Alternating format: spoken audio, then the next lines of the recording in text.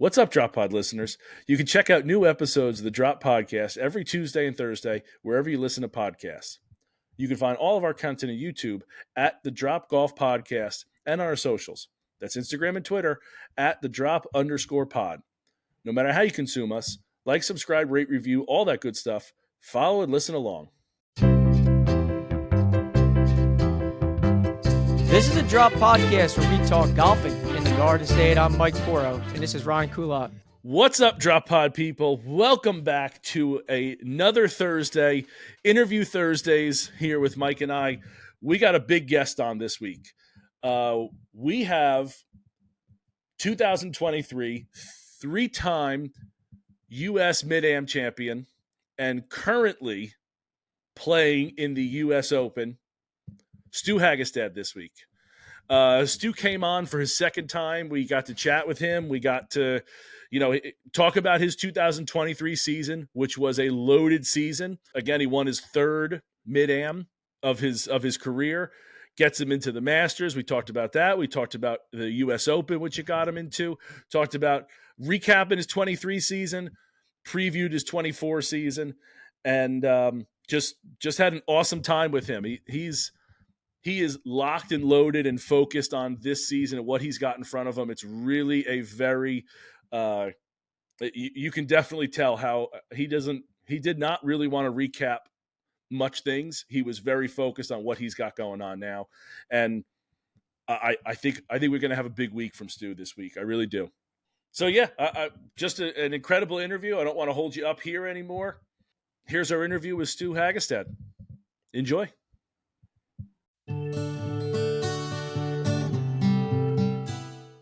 George Wall Ford in Red Bank, New Jersey is family owned and operated, proudly serving New Jersey residents with superior customer service since 1960.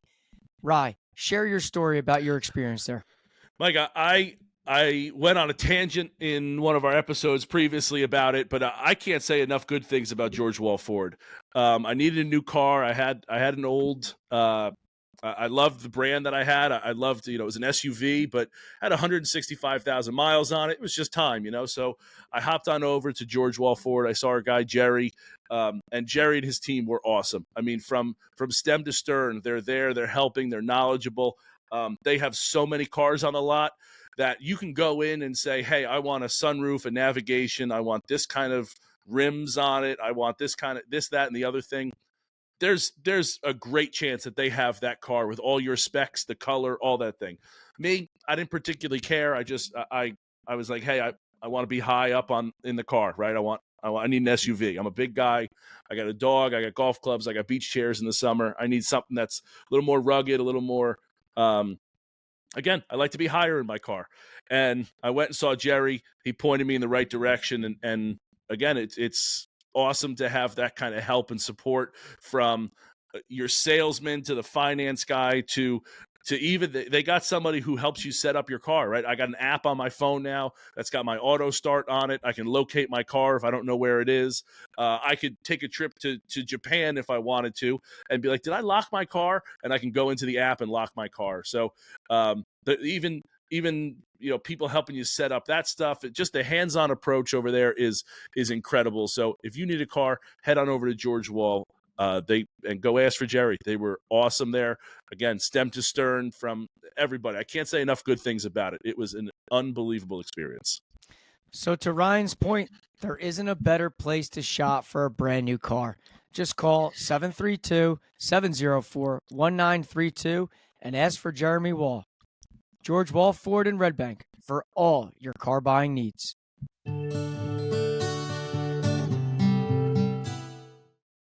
So today's guest, this is a true treat. If you date back almost, 12, 13 months, we were talking about a two-time USGA Mid-Am champion. This time it's a three-time USGA Mid-Am champion. Today's guest is Stewart Hagestad. Stu, thanks so much for coming on today's show. Thanks for having me. You guys are persistent. I like it. Yeah. Listen, I'll be honest with you. It's funny you say that because when I had Danny Rappaport on, he said the same thing. He said the grind is real in this business and persistence matters. And he said, I appreciate what you do. Dan. Yeah, He's in the same boat. He's not afraid. He's a good guy. Yeah, listen, and I think for people like us, and as I said to Danny Rapp too, I said we're little fish in this big pond, and if I'm not persistent or I'm not trying to reach out and see if we can get people of your stature, it just doesn't happen. And I do my best to not feel like I'm being annoying, while also trying to stay relevant. So nonetheless, listen, I do appreciate you hopping on today's show. And I mean, listen, there's a lot to catch up with you in terms of where things ended last year. I mean, Well, let's be really clear about this. Danny Rapp's a much, much bigger fish than I am. So let's give credit where that's due. No, you say that. I'll say this to you. You say that. And when your episode to date, we're 86 episodes in, 90 episodes. I don't even know what the number is at this point. You are the most listened to / downloaded episode that we've ever had. So you say that, and your numbers don't lie. As I say it around all the time, numbers don't lie. So I don't know what to say. I don't know who would want to have to listen to me, but I appreciate all of your listeners and everyone that listens to the Drop Pod. I love it.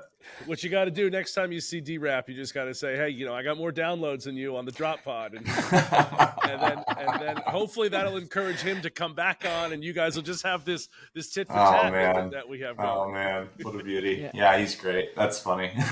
So, I mean, listen, let's rewind a little bit here, because, I think last summer for you, I guess into the early fall, was one of those ones that you kind of dream about. And I think it kind of starts with the Walker Cup. And I think when you guys kind of went over to St. Andrews, you haven't, to my knowledge, won like back-to-back in quite some time. And I think you kind of looking at, I looked at you as like the wise old owl in that group, but flat out could still play. What was that like going over there and beating them at St. Andrews at the old course? Let's reminisce a little bit here. Well, I mean, we can kind of start, I guess you could say, I had an okay summer. I didn't play as well as I would have liked. And then obviously, at the USAM, actually kind of going in, I didn't do much until the Western. And I played well there, and I felt like I was playing really well going to the USAM. And then I made a 10. Those aren't good for the card. And I missed match play by a shot. And I knew that I was playing some pretty good golf. And then obviously when I got picked, that was a pretty special phone call to kind of be with that group. That was, of kind of the various teams I've been on, that was probably the second closest. The first team was really tight, and Mav deserves a lot of credit, for kind of spearheading that and kind of being, the veteran on the team. The second team and 19 was really young. And I think just kind of going over there was not really a sense of urgency kind of until it was a little on the later side. And luckily we were able to pull it out. So I think that's the first time that we had won, since 2007. So that was cool. But a very young team. And then, I mean, what you've seen a lot of those guys to go on and to have the success that they've had is awfully impressive. 21 was kind of a weird year, just given that it was COVID and there was just restrictions and stuff going on. And it was just, I think everyone on that team would kind of agree that, with just the flu and the stomach bug, whatever it was, and then obviously just all the different restrictions and all that, it was kind of a weird, not to say that the team wasn't tight or anything like that. It was just kind of a weird situation, but for this one, going over there, given that, it was, at St. Andrews and the home of golf, and, McCoy had been on the team in 2015. So he was, kind of chomping at the bit to be captain and to, kind of be a leader and to be a part of that. And then obviously to play for someone that's been a good friend, for a long time and still is a mentor, but kind of turned into more of a friend. And, I just felt really fortunate to be a part of the team. And then, obviously we had a great week. Golf course is incredible for all the reasons that, it is, right? The historical ramifications and just kind of the importance to the game itself. And, kind of the same thing. We got off to a slow start, but we kind of figured it out after that. But yeah, what a great week. Yeah, I mean, I when I saw those results, and I was like, we had David Ford on before too, and like seeing all these guys that have some sort of like relevance in our little world here, and seeing you guys play so damn well at that spot was just like, all right, and then to know that the next one's at Cypress Point, it's like, wow, it's like, big time, Cool big to time. see, yeah. Stu, how many of those have you been on? 4, Okay. 17, 19, 21, and 23. Okay. I didn't know if there was any before that. I was counting on my fingers, but Yeah. No, just those 4. I graduated from college in 13. That was just a loaded team. The 15 team was quietly really good too. But shoot, I mean, if you want to play this game, you can go back as long as you want, right? Like, yeah. I would say kind of from 2005 is when I graduated from middle school, and that's when it's a little bit more like, I would say, like, you can relate a little bit more, right? Like, you kind of have a better idea, like, you love to play and you love to compete. And before that, it's just kind of a different generation. But like, 2005, call it like, that's Anthony Kim's team, right? So like, that's kind of who you like grew up, idolizing. And I mean, not necessarily Anthony, but, just in terms of like those guys, right? I mean, I still remember like going down like just, YouTube rabbit holes of Anthony was just an icon, of our childhood, right? So, I mean, who else on the team? Like JB Holmes, Overton, I think Harmon was on that team. I think he was on 05 and 09. I want to say, what's his name was on that too. Billy Hurley was on that team. So yeah, I don't know. Kind of from 05 on, I can maybe not list all of them, but name a lot of them. And, it's just wild to think that I've played on 4. It's crazy. Do you have eyes on 25?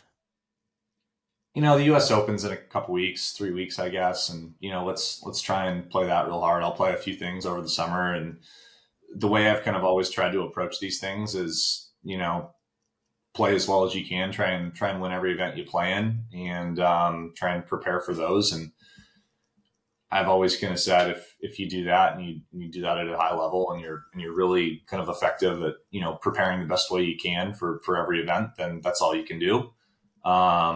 So of course it's something you think about, but at the same time, like, it's a long ways away. So, for the time being, like, I didn't finish as well as I would have liked in the Masters, and didn't play as well, I guess, either. But, so yeah, we'll prepare, as well as we can. And I'm kind of excited for the next couple of weeks to feel a little bit of kind of we'll say like adrenaline and, the good anxiety to like want to practice and want to like get excited about it. And, it's, again, let's focus on the few things we kind of have, on our schedule over the summer, and call it this season, and then kind of, go from there. I mean, and then you get into the Mid-Am. And winning it the third time, like kind of right here in our neck of the woods here in New York.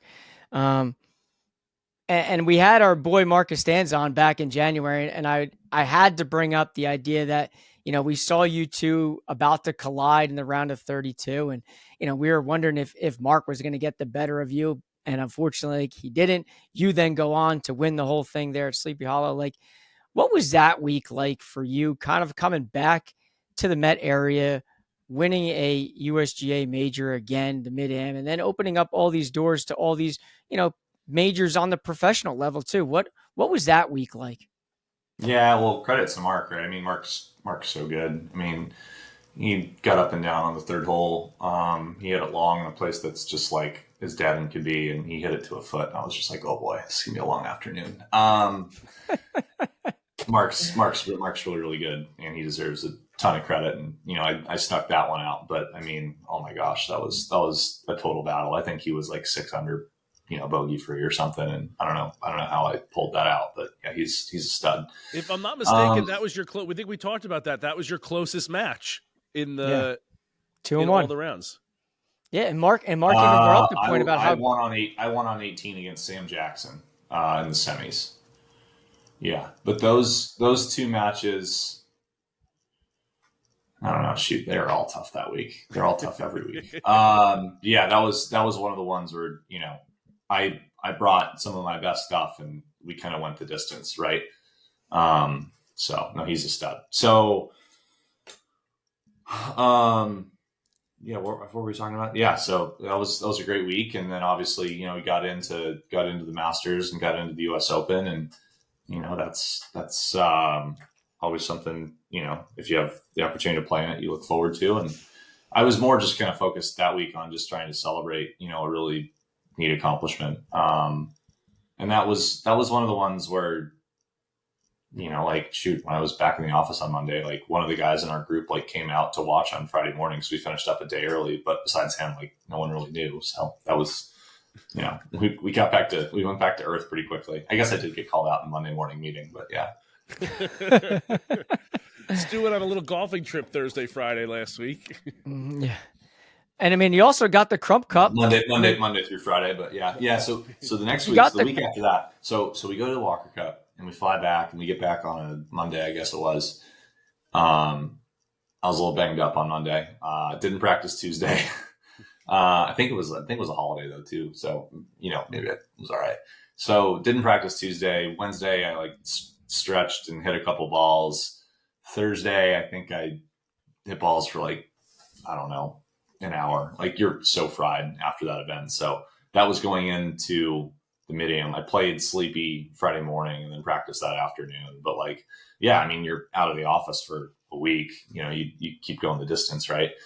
And then the week after that was the Crump. And at that point, I didn't play a practice round for the Crump. I just kind of drove down late Wednesday afternoon and hit a few and practiced, and then kind of went into that on Thursday, Friday. And by that point you're kind of just like, shoot, I feel like I'm out a ton. Like, you're beginning to get anxiety from different games that you're on. I feel like you're letting people down, but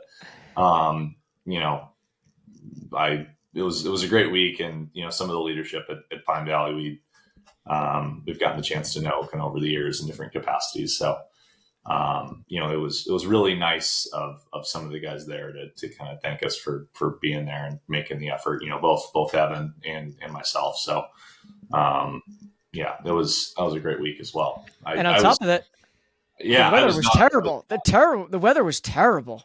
I was more than happy. I hooped one. My first shot of the tournament was on 10. So they put us on a split tee and I hooped one, and I kind of made the joke, but was also kind of serious of just being like, hey, I can go to the bar and go celebrate all weekend. I've played a lot of golf now, 2 weeks. And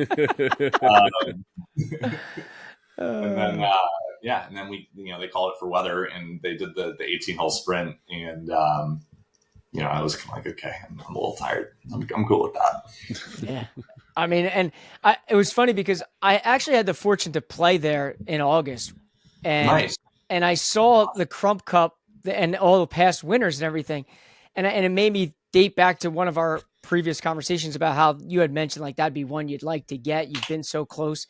And then when you finally got it, I was like, oh man, that's going to be sweet seeing your name up there, basically etched in forever.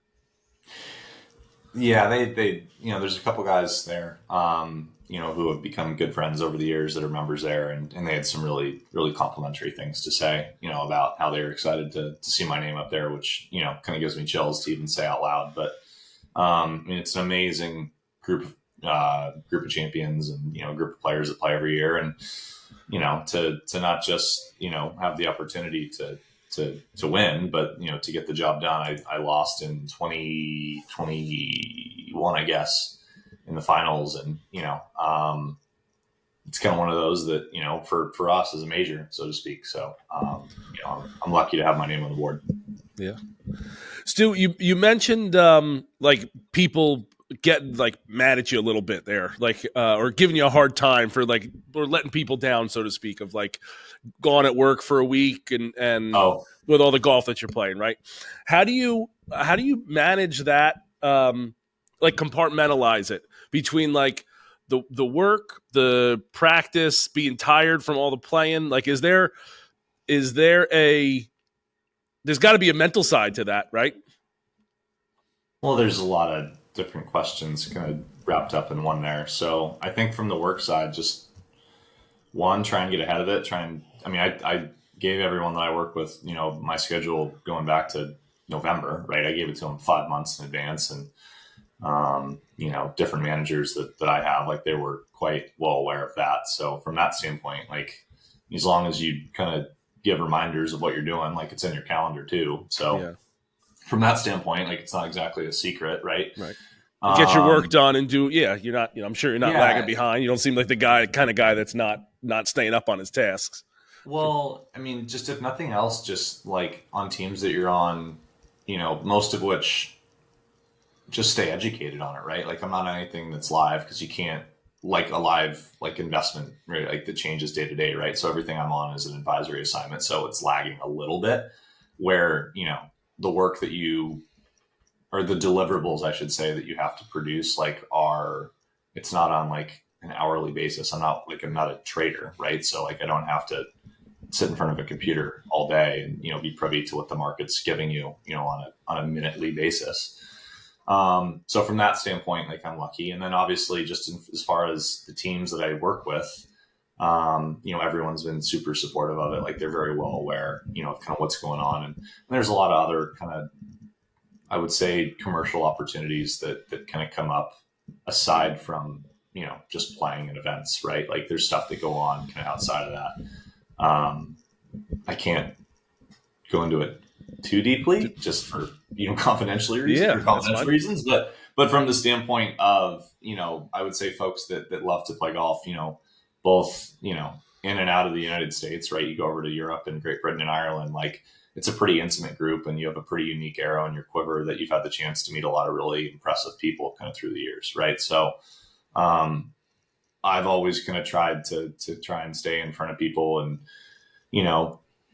in the context of if you have a unique mutual love of something, that others may not have, for better or worse. I don't know. I love golf and I love the folks that are kind of in that space and, that we have that mutual shared interest. And if there's any way to kind of, bond over something outside of something professional that you both have in common, then, that's something you can bring to the table. But obviously there's a lot of people that are going to kind of read into that, negatively or positively. So I think that it's just something you maybe try and stay away from more often than not. It's just easier that way. Yeah. Yeah, it makes sense. It's a really tricky. It's a lot of juggling. Yeah. Yeah. Yeah. And I think that kind of like, when you start talking about the golf side again, leading into this season, like right before the Masters, you won the Azalea Invitational. So, and I saw you shot 66 opening round and basically held on and one by one leading into the Masters. Like, what were your expectations going into the Masters? Like, I actually had listened to a podcast, the Skillless podcast with David Luderus, who I think, I to some aspect, I think he helps, he coaches, gives you some insight, at least what the vibe I got listening to him. Okay. Luda's my guy. Yeah. I love Luda. Yeah. And he had said to me, and I listened to podcasts, and he had said that, Stu, and he backed up, like, listen, the guy has a job, like he has a real job. Like, so for all these, everybody out there thinking he doesn't do anything, you're crazy. Like the guy works. And then when he gets his golfing in, it's later at night. And he compared your ball striking, and I don't want to mess this up, tour level to above average on tour level when it comes to ball striking. What was your expectations leading into that week? Yeah, Luda's the best. He's a dear friend, and that's nice of him to say. He's when I start hitting it like crap, I send him a video, and we kind of go back to basics, and he helps me out a little bit. So I love him, and as I said, shout out to the big guy. I mean, I think you have to kind of set your standards like almost irrationally high, right? So it's funny. I've listened to a couple of conversations or read different interviews where Sigel and Vinny were both getting interviewed, and they both said similar things where, when they were playing a lot, I think Vinny played in 9 Masters, and I don't want to mess it up, but I think Sigel played in something ridiculous, like 17 or something like that. He played in every Walker Cup team from 75 to 83. So, and that day, if you were on an American Walker Cup team, you were in the field at the Masters for not just 1, but 2 years. So the way that they always kind of described the tournament was, it was a nice opportunity to kind of, get some competitive reps back and to knock off the rust. And it's wild to think about, thinking of the Masters that way, right? Yeah. Let's get back into it. That's wild. Yeah. Like, let's just go down there and, it's like crazy. So, I mean, that was the goal for me of the Azalea, at the Country Club of Charleston, was to obviously get some competitive reps and try and, put ourselves in a good spot. If you're not in college, there's just not a lot to play in, this time of year. So you need tournament reps. And, going into Augusta, the goal was to top 12, because then that puts you in the field for the next year. Now, obviously that's, aspirational, but at the same time, like Sam Bennett almost did it last year. Every year there's at least a couple AMs that play great. What Shipley did this year was obviously very impressive, and he deserves a lot of credit there. So yeah, I'm a huge fan of setting your goals really, really high, because then from there, I think a lot of the work that you put in is kind of drafts off that. When you set your goals and they scare you a little bit, then you probably find, different ways to try and what feels like catch up ground on those things, or what you need to do. So that's kind of where I was going in. And, I would say that the US Open's probably not any different. So yeah, no, I made too many mistakes that week, and, I drove it pretty well, and then, just, a little sloppy here and there, and wish I had the last hour bit back, but what are you going to do? Yeah, well, the gusting of the winds and all that was going on Thursday and Friday, obviously the conditions were not ideal in any aspect. And even to your point, when I was listening to David today, he had said that, one or two putts here or there, and that whole, Thursday, Friday round completely changes, and Stu's playing on the weekend. So, I think. Yeah. I just, again, little things, right? Like, the winds I piped one on the first tee shot, and then, I missed a wedge long. I thought it was kind of more from the left than down. And that's the same wind as the range. There's no excuse for that. You hit a good putt and it catches a poor gust on 3, and then maybe it doesn't break as much. So you can play this game hole by hole, right? Even if it's just down to the point of, it's like where, I missed one on the first day, right? I missed one right on 5, and instead of leaving yourself a 18-footer for par, you leave yourself a 10-footer for par. Well, the percentages on that go up significantly, right? On 11 the first day, I did the homework. I hit 2 good shots and hit an okay putt up there to 4 feet, and then hit a super weak putt. But then on the next hole, I hooped a bunker shot. So there's a lot of different ways to kind of look at that. When the cut went from 5 to 6, literally at the 11th hour with 2 groups to go, that was pretty devastating. You can't really read into it of hey, if you didn't double 18s, it's no, you did so many other things before that. But yeah, that sucks. So yeah. And looking ahead, you got the US Open. What is it? What is the preparation like leading into that? Have you played Pinehurst number 2 before? What's your plan in terms of getting down there to practice, to prepare? What's that week going to be like for you? So I've played not 1, but 2 USAMs there. I played the USAM there in 2008, and then I played the USAM there in 2019. I played the USGA 4-ball there back in the day. I want to say in 2017. Yeah, it's a great golf course. It's a great US Open golf course. Donald Ross greens, I think, as we all know, kind of feeds to the surrounds. The greens will likely be firm and fast that week. Probably won't blow a ton, because if it blows, then that means a storm's coming through. And if a storm's coming through, then that probably means thunder and lightning. Might blow a little bit, but, a ton usually means a storm. So, but who knows? So, we'll try, and if you drive it really well in US Opens, that's a great helpful thing. It makes the golf course a little bit less stressful. I think having a plan for what you're going to do kind of around the greens, right? Whether that's chip it, pitch it, bump it, putt it, whatever. That's great. And then from there, try and be really good, just kind of judging the ground, or, having a shot that you trust under pressure in that context. Obviously lag putting is huge. Just it's really tough to kind of get it close, especially when greens are firm and fast like that. Turning 30 footers into tap in pars versus, sweating out a 4-footer for par, that adds up over the course of an event. So that's that. And then I would say just for me, wedge it. I need to wedge it a little bit better. I haven't wedged it great this year. So I need to kind of get back to work and be a little bit better at that, which is something in the past that I've thought I was usually a strength. So work on that for sure. But you don't get that many opportunities in big events, USAMs and US Opens with wedges. So you got to be great when you do get those chances. So those are some of the things that are kind of running through my mind, going into the event as far as like preparing. And then as far as like what I'm going to get there, I haven't decided. I may go back and spend a little bit of time either in California or up in New York, just because it's 92 degrees and blows 20 in Florida every day. And I just may try and escape and try and get a little bit of better work done somewhere else where I'm not seeking shade every 15 minutes, but we'll see. Yeah. I mean, listen, and then after that, that's kind of like, the Mid-Am and all these other things are down the line. You got the Am first, you got the Mid-Am. What's the rest of your summer schedule look like following the US Open? I'll play the US Open, and then I'll play the next week. I'll play the Northeast Am. It's my favorite event of the year. It's at a great golf course called Wanamoyset up in Providence. They do a wonderful job. Membership's awesome. Course is great. Always a great field. Really neat event.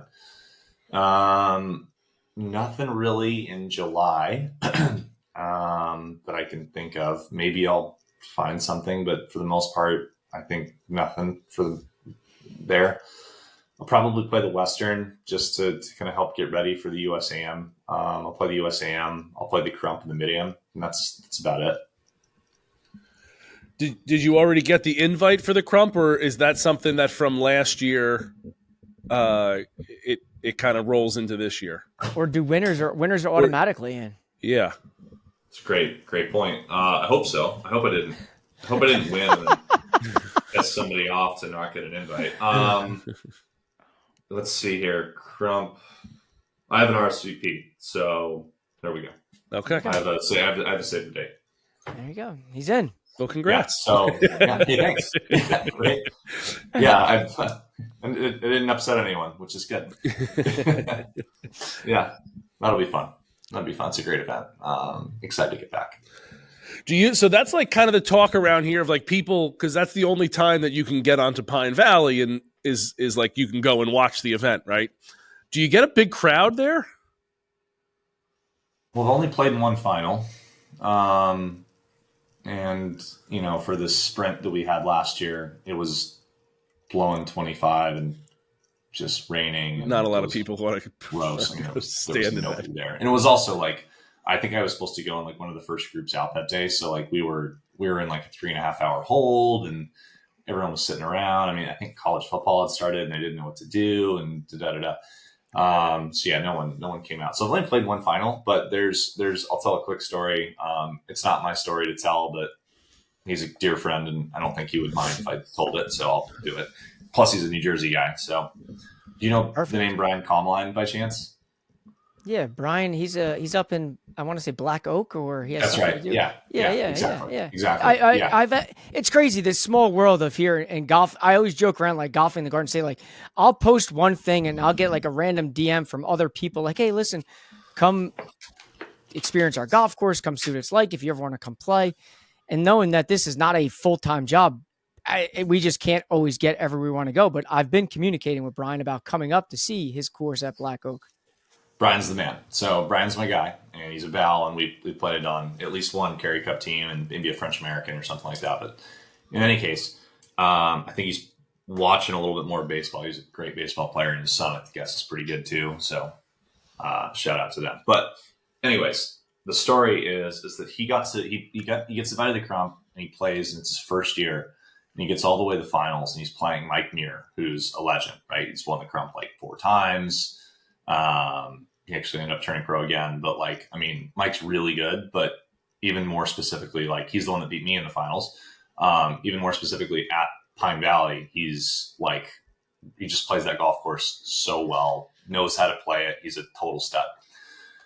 So Brian draws Mike in the finals, and he gets to the first tee, and I guess no one told Brian that, you know, during the Crump, they kind of like left the gates open and, you know, invited folks to come out, and Brian gets the first tee, and as you guys know, like it's, you know, not a tight tee shot, but like, you know, it's a little scary, and then you obviously get up to the second shot, and you know, doesn't get any easier after the first time you play it. Yeah, or right, or yeah. The first time you play it, like, oh, what's the big deal? It's like 4 iron, 10 iron, like exactly. You play it 2 times, it's terrifying.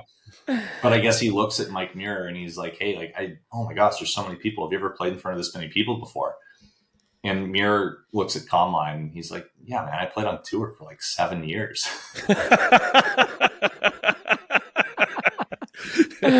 That's great. That's awesome. And Compline's like, it was at that moment I knew that I was beat. I had no chance. That's good. Only would be topped if he knew it, that he was a pro and was like trying to mess with his mind and just say, right. You ever played in front of this many people before? Yeah. Oh, you played professionally? Interesting. I didn't know that. I saw you play last round and sure didn't look like it. I'll tell you what, that first tee shot is intimidating. Where it says no mulligans, it's right there in the first tee box. I mean, like, I was kind of, that was one of the things I said to the member that I play with. I'm like, I just hope to God I just get this thing in the air. I don't care where it goes. As long as it gets in the air, it's a win for me. It's like, I've always felt like for me, it's either just smash 3 iron, or if it's cold or into the wind, you hit 3 wood and you just try not to overthink it. But like, yeah, I played with Michael McDermott in my first Crump, and his advice was basically, hey, if you hit it into the stuff, you know, you hit a poor one, just take your medicine, chip it out. Don't try and do anything crazy. So I've always tried to kind of keep that in the back of my head. Yeah, listen. And does that end your season? That's late, correct? That's the last one. That's the last one? I think it's after the Mid-Am. It's typically, in years past, it's been after the Mid-Am. So, that's typically the last the one. Yeah. Quite a season you got coming up here. Yeah. Listen. I mean, it's not as many as people think it is, but yeah, it's a few things, a few fun ones. Did you get down to the Coleman this year? Yeah, I did. Yeah. It was like 2 weeks after the Masters, and I don't know. I probably, 1, didn't give myself enough time to fully decompress the Masters, and 2, did probably in retrospect not a great job of kind of decompressing on it. Put a lot of pressure on myself to play well. And in 2022, I played the Masters, didn't play great. And then, you know, I think I just really I won that year. So I think I was trying too hard to maybe kind of do the same thing. And it played tough. I mean, the final day was, oh my gosh, it was so hard. Like 3 guys shot 75 or better. And Evan just kind of kicked everyone's butt that week too. So, he played great. And that was, if you ask anyone that played in the Crump, like there's a story, I guess Tug Maud had like 6 feet for par on 13 and just made a mess after that. And, I guess just, it was really spicy. Yeah. Listen, all good venues, if you ask me. I mean, I don't know. I don't care if I shoot 100 or 70. I mean, God almighty, those are all top of the line spots. But listen, you know, I mean, so to kind of like, to wrap it up, I guess what I would like to, you know, what is a successful season to Stu Hagestad? Like when you look back around Christmas time and you kind of like self-reflect and you look at your season from, you know, January through, I guess, the Crump, or if anything gets added after that, like what would you deem a successful season in your eyes?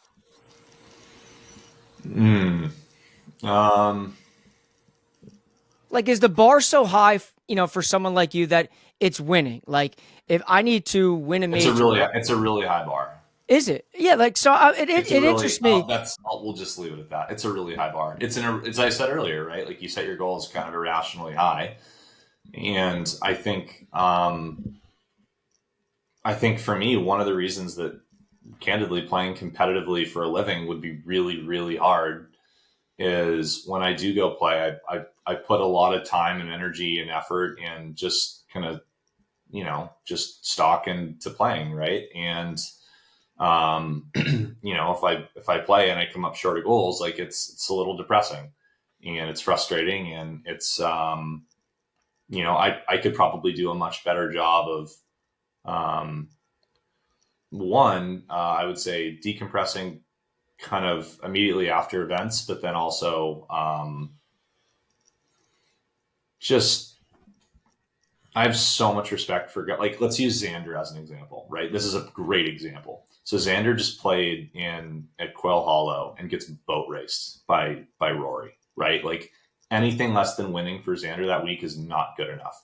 And there's nothing he can do because Rory was Rory and like just balled. Mm-hmm. For him to have the ability coming out of that to decompress in a hurry and to get back to work and to be like, you know what, we had some great stuff. Like, let's take that and let's move it into this week. Like, you cannot, I cannot put into words to me how impressive that is. And then to go out and to win the PGA. So in that context, like, one, I need to do a little bit better job of kind of decompressing after events. And then two, obviously just like have a little bit more fun with it. Because the list of things that I'd really like to accomplish in my eyes, and I'm very lucky, but it's gotten a little bit smaller.